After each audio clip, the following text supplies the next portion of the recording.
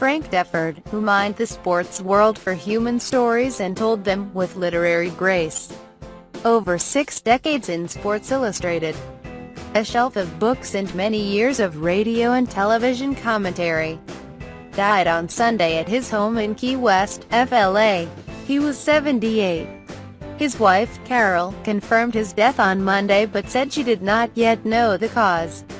Mr. Deford retired from NPR's Morning Edition on May 3, signing off with what the radio network said was his 1,656th weekly commentary since 1980. He also appeared on HBO's Real Sports with Bryant Gumbel for 22 years and wrote for Sports Illustrated for more than 30 years.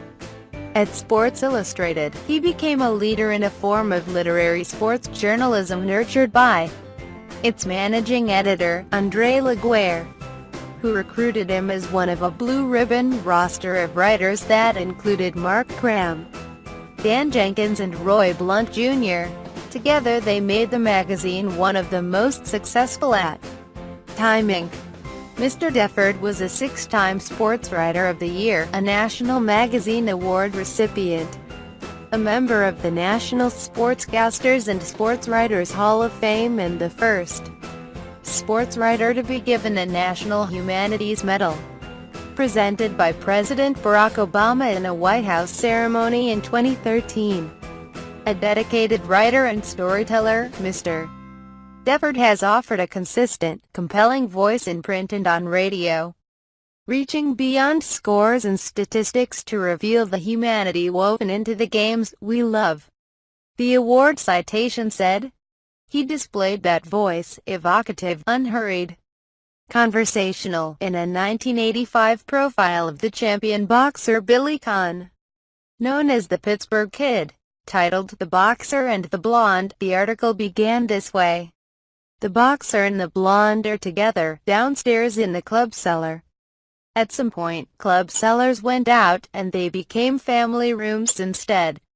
This is, however, very definitely a club cellar. Why, the grandchildren of the boxer and the blonde could sleep soundly upstairs, clear through the big Christmas party they gave, when everybody came and stayed late and loud down here. The boxer and the blonde are sitting next to each other, laughing about the old times, about when they fell hopelessly in love almost half a century ago in New Jersey, at the beach. Down the Jersey Shore is the way everyone in Pennsylvania says it. This club cellar is in Pittsburgh. Ross Greenberg, then the president of HBO Sports, told the Los Angeles Times in 2004.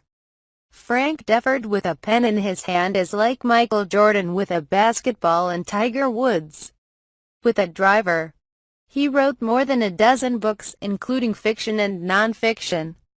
In a memoir, Alex, The Life of a Child, 1983, he wrote about a daughter who died of cystic fibrosis when she was 8.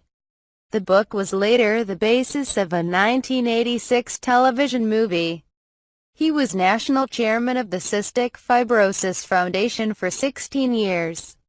In another memoir, Overtime, My Life as a Sports Writer, published in 2012, Mr. Deford said he had written about his daughter to make her short life mean something. "I hope that by writing about this one extraordinary little person, I would give a face to her disease, cystic fibrosis, which was then struggling to achieve the recognition that it needed to secure research funds," he wrote. "As a father who was a writer, I would have felt simply irresponsible had I not written the story about what was the most important thing that had happened in my life, never mind how tragic that was, especially since writing that story might help others." Benjamin Franklin Deford III was born on Dec. 16, 1938, in Baltimore and attended the Calvert and Gilman schools there before enrolling at Princeton, from which he graduated in 1962. He began his career at Sports Illustrated as a researcher. In 1980, having become one of the magazine's top writers, he was recruited for what he thought would be a temporary stint delivering weekly sports commentary on NPR's Morning Edition. There he spoke to an audience less obsessed with box scores, statistics and injury updates, and more interested in the cultural impact of sports and the people behind the games.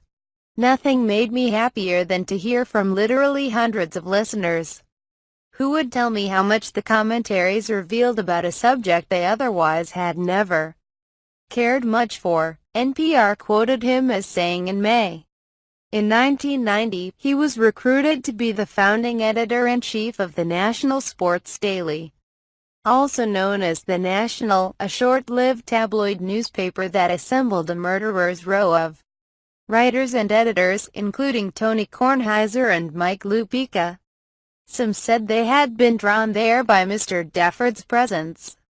"I'd follow Frank Deford into any foxhole," Peter Richmond, a sports writer, told Grantland in 2011.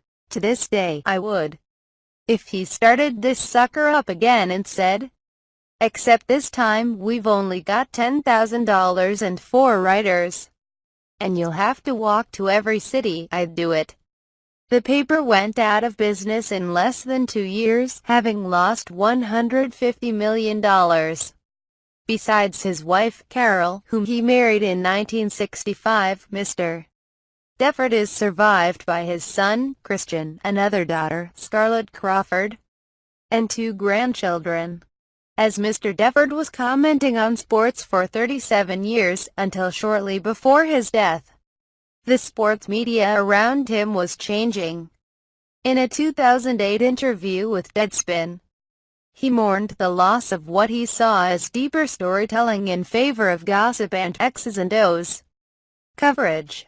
"I think there are more good sports writers doing more good sports writing than ever before," he wrote in Overtime. "But I also believe that the one thing that's largely gone out is what made sports such fertile literary territory: the characters, the tales, the humor, the pain. What Hollywood calls the arc, that is, stories. We have, all by ourselves, seeded that one neat thing about sport that we owned."